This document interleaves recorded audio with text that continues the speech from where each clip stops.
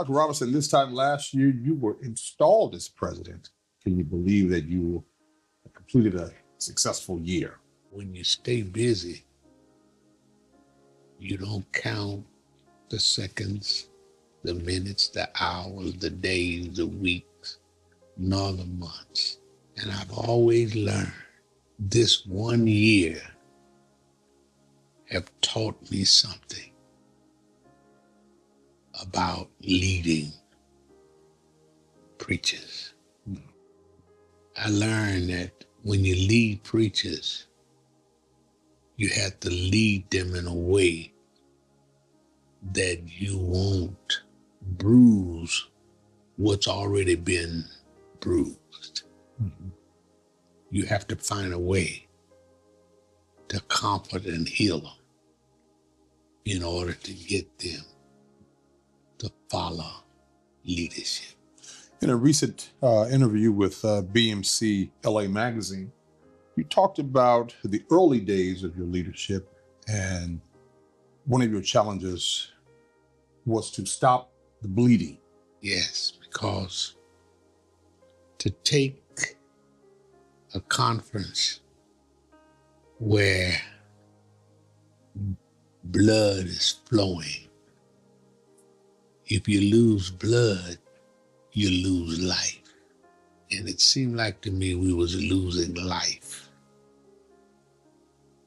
And I asked God to give me the remedy to stop the bleeding. And I found what it takes to stop the bleeding. This year has taught me this. I stopped the bleeding, but I have not yet healed the wound. That's where I am. A year, still has some drops of blood here and there. The conference seems real spirited, uplifted. Yeah. Is that a tribute to your leadership? Yes, sir. Because I am a Baptist preacher, preaching for 62 years. I am a Baptist preacher. And guess what? All I know is church. That's what I wanted to bring back to the conference. Church, Sunday school, and then powerful inspirational singing, and then powerful sermons. I feel that if we get back to worship, then we can be able to do work. Church on Monday would be incomplete without Sunday school. Your second vice president, Dr. Carl Washington, said that has been a revitalization tool of your leadership, Sunday school. Oh man, Sunday school was a blessing to me to bring it back into this conference and to be able to use some of the best preachers that could ever teach it, have brought the Sunday school to a height that nobody could imagine. And then to hear Pastor Jack Richardson as he expounds on that Sunday school, it helps us. It gives us something to take back to our local churches. Sunday school is helping build the spiritual part of this conference. 2026, you have a couple initiatives that you are spearheading.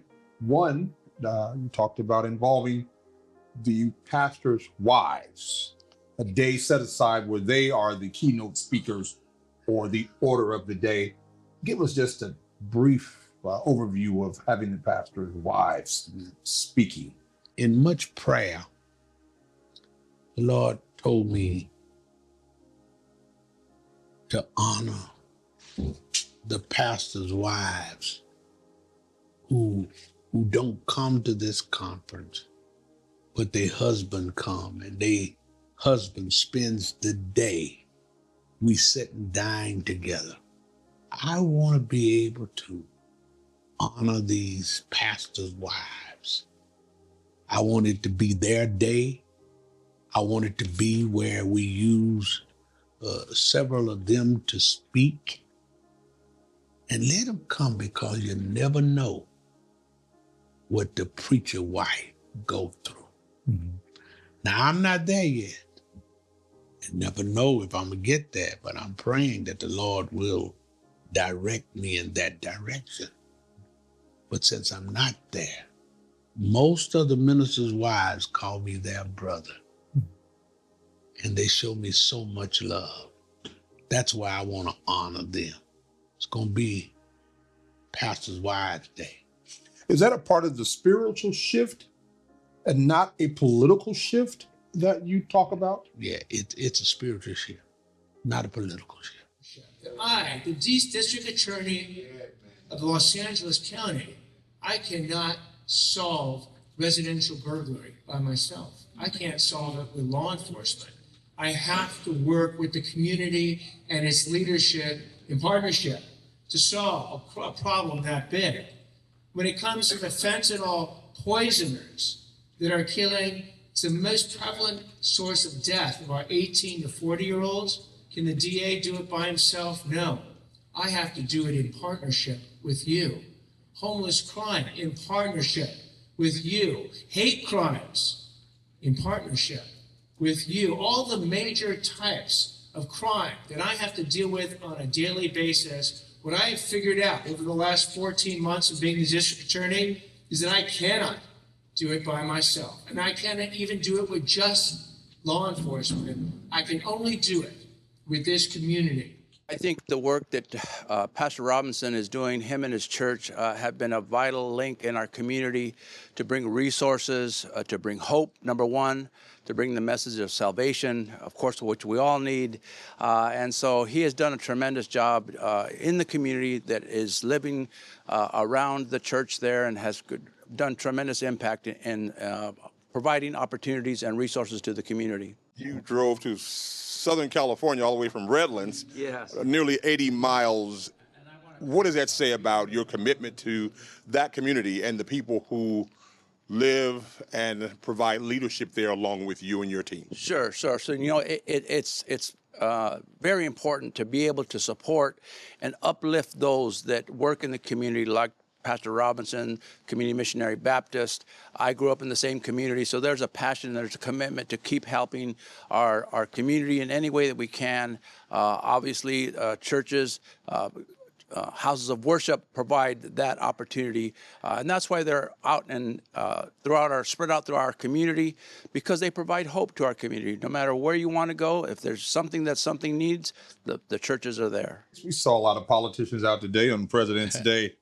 What was your thought when you heard the greetings and the well wishes for you as president of this illustrious body? It was really awesome to be able to see that they came at the call of my vice president in the personality of Dr. Carl Washington, and to be able to invite those district attorneys and city councils and to listen to a DA gets up and gives greeting by giving 3 points on a message. Sure. It says who we have as our DA. Mm-hmm. He's one that I can go to his office. I need his help. I can make a phone call. Most of those political leaders today have given me access to them. Mm-hmm. And it showed my strength by all of them being here, even in the rain. Mm-hmm. They were right here. And I'm telling you, I was so happy today to at least have them to come my first year of my presidency. You have a new book out, a living testimony oh my God. from the man they thought they knew? Well, to a lot of people, my life has been a mystery. And most people give a story about me in their own personal book. They tries to define who I am. And I felt in these 62 years of preaching that it was time for me to write a book about my life entitled The Man They Thought They Knew. Hear it from me. This book is a book where I open the curtains of my life.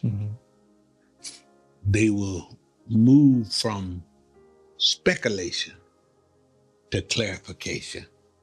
One of the chapters, chapter 4 of the 11 chapter book, is entitled From Prison to the Pulpit. Oh my God, my life as I experienced dealing with the justice system. And I was able to go through that. It was a white collar crime. And I went and I served some time. And being able to experience dealing with the justice system and how God allowed me to be an inmate chaplain in the prison. And when I was released back to the pulpit. And guess what? Prison was a part of my education. Taking me through that helps me deal with what I'm dealing with now. I thank God that He brought me from prison to the pulpit. Today, your church from Redlands, California, where you pastor at the Community Baptist Church, was here in droves. They came in the rain. Yeah. Well, that's the church that when I left Cleveland, Ohio, it was that church that called me. It was 19 people at that church when I first got there. But God blessed me to leave that church to birth new people. That church supports me more than anything else in the world. I love the community, Missionary Baptist Church. When you see a church follow their leader, the way Community Missionary Baptist Church of Redlands follow me in the rain, it tells you that I am loved, I am cared for, I am protected. I thank God for community. They were here in great numbers. As we close, give us a perspective of hope for 2026. My hope for 2026, Mike, is that I want to see this journey through the eyes of reality.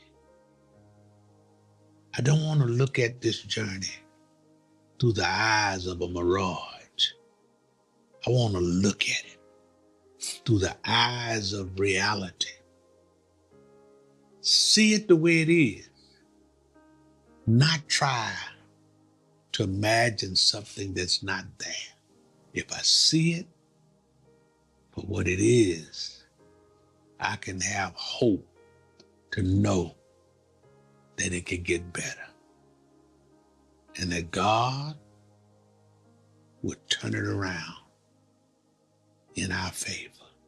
Faith is the substance of things hoped for, but the evidence of things not seen. I may not see where this conference is going from this day, but I got hope to know that there's better for this conference up the road. I want to thank you for just sitting down, talking to me, because 2026, I want to completely stop the bleeding.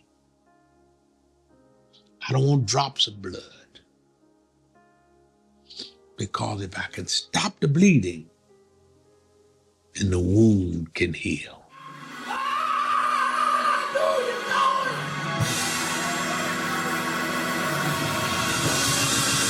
Do you know it? Look at your neighbor today. Get your priorities straight.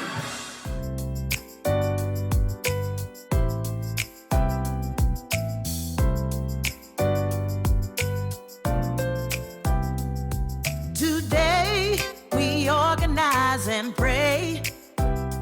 It's the BNCLA. Today we organize and pray. It's the